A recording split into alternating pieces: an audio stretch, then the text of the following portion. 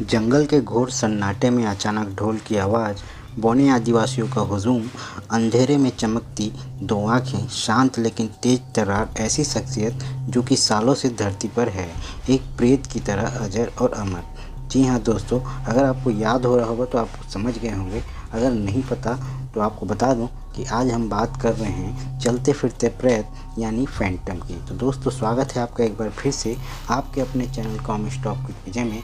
मैं हूं आपका दोस्त विजय कुमार और हम यहाँ करते हैं कॉमिक्स से ढेर सारी बातें। दोस्तों, आज हम बात करने वाले हैं एक सुपर हीरो चलते फिरते प्रेत फैंटम के बारे में।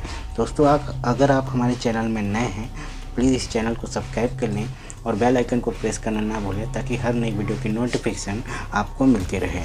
साथ ही ऐसी ही और कॉमिक्स से रिलेटेड वीडियो को देखने के लिए हमारे चैनल पर जाएं और बहुत सारी वीडियो हमने अपलोड की हुई हैं, वो वीडियो ज़रूर देखें। दोस्तों, आपका ज़्यादा टाइम वेस्ट न करते चलिए वीडियो को शुरू करते हैं।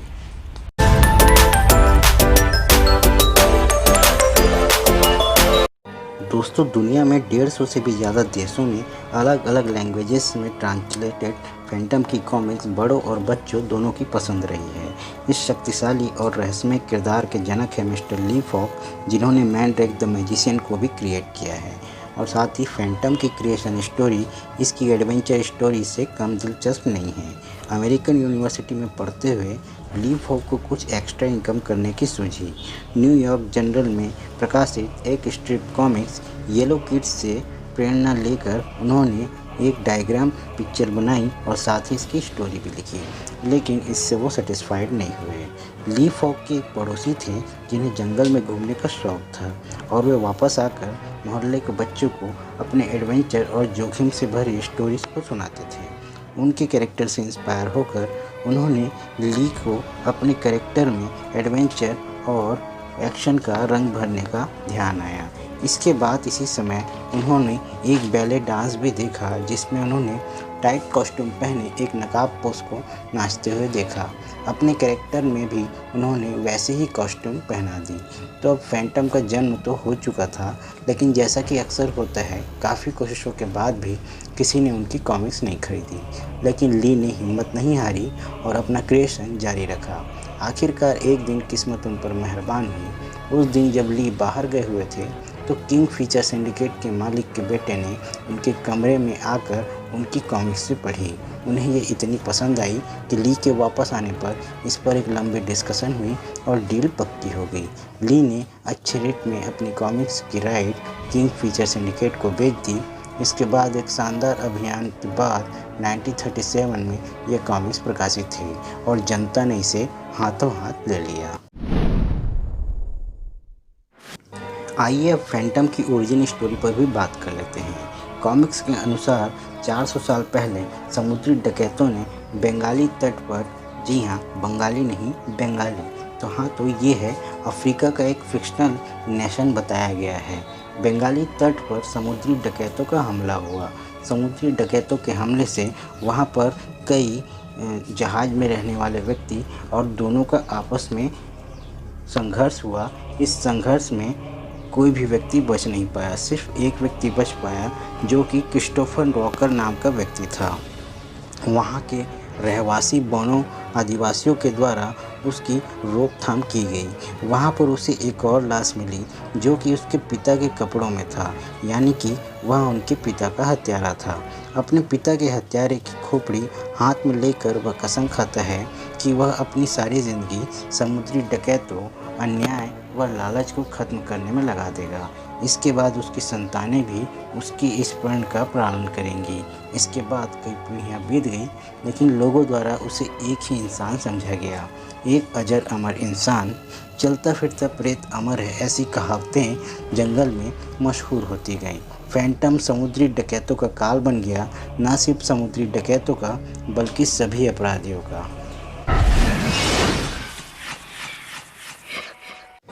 बाकी फिक्शनल कैरेक्टर की तरह सुपर हीरो कॉस्ट्यूम होने के बाद भी फैंटम में कोई सुपर पावर नहीं है, लेकिन वह एक ट्रेंड फाइटर है, हथियार चलाने में माहिर है और तेज दिमाग का है। कॉमिक्स में उसकी ताकत अकल्पनीय बताई गई है। लोगों की धारणा के अनुसार उसके अमर होने की दहशत ही दुश्मनों को हराने के लिए काफ़ी है। फैंटम जब किसी को पंच मारता है तो उनके चेहरे पर खोपड़ी का एक निशान बन जाता है, जो कि बड़ी मुश्किल से या कहें उसका हटना ही नामुमकिन है। फैंटम की जो अभी की पीढ़ी है वह 21वीं पीढ़ी है। उसकी शादी डायना पॉमर से होती है। उसके 2 बच्चे भी हैं, कीट और हेलोइस। साथ में उसके साथ 2 पालतू जानवर भी हैं, जिसमें से एक डेविल नाम का भेड़िया है और एक हीरो नाम का घोड़ा है। अपने पूर्वजों की तरह वह भी प्राचीन खोपड़ी गुफा में रहता है। फैंटम वो पहला फिक्शनल कैरेक्टर है जो कि टाइट कॉस्ट्यूम और मास्क में नज़र आया है। ऐसा मास्क जिसमें आंखों की पुतलियाँ नहीं दिखती हैं। इसके बाद के यह बाकी कैरेक्टर के लिए भी यह इंस्पिरेशन बना, यानी कि कॉमिक्स में की दुनिया में यह पहला मास्कमैन है जो कि फैंटम ही है। कॉमिक्स के साथ ही Phantom TV series, animated series और फिल्मों में भी दिखता रहा। अगर आप 90s के हैं तो आपको defenders of the earth cartoon show याद होगा, जिसमें फैंटम के साथ आपको फ्लैश गॉर्डन और मैंड्रिक भी देखने को मिले थे।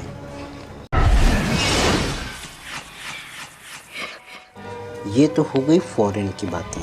अब बात करते हैं भारत में फैंटम के आगमन की। भारत में फैंटम का आगमन हुआ the illustrated weekly off India में, जो कि 1950 में प्रकाशित हुई। 1964 में भारतीय प्रकाशक इंद्रजाल कॉमिक्स ने अंग्रेजी भाषा में फैंटम की कॉमिक्सें प्रकाशित की। इसके बाद वेताल के नाम से यह हिंदी में भी प्रकाशित हुई। इसके बाद और ये फिर अन्य क्षेत्रीय भाषाओं में भी प्रकाशित हुई। कुछ सालों बाद अन्य भारतीय प्रकाशकों द्वारा भी फैंटम की कॉमिक्सें छापी गई, जिनमें से डायमंड कॉमिक्स प्रमुख रही। वहीं समाचार पत्रों में भी फैंटम की स्ट्रिप्स के रूप में उसकी कहानियाँ आती रहीं। भारत में कई प्रकाशकों ने भी फैंटम से इंस्पिरेशन लेकर अपने सुपर हीरोज़ उतारे और फैंटम से प्रेरित एक टीवी सीरीज़ भी आई जो कि भारतीय भाषा में थी, जिसमें मुख्य भूमिकाएं निभाई थी चंद्रकांता के lead role actor Shahbaz Khan ने। उस टीवी शो का नाम था वेताल 25। तो दोस्तों, आई होप आपको ये वीडियो ज़रूर पसंद आया होगा। अगर आपको ये वीडियो ज़रा सा भी पसंद आता है तो इसे लाइक ज़रूर करें, साथ ही इसे शेयर करें अपने दोस्तों के साथ, ताकि उन्हें भी जानकारी मिल सके। ऐसे ही और भी वीडियो को देखने के लिए हमारे चैनल को सब्सक्राइब करें और बेल आइकन को प्रेस करें, ताकि हर नई वीडियो की नोटिफिकेशन आपको मिलते रहे।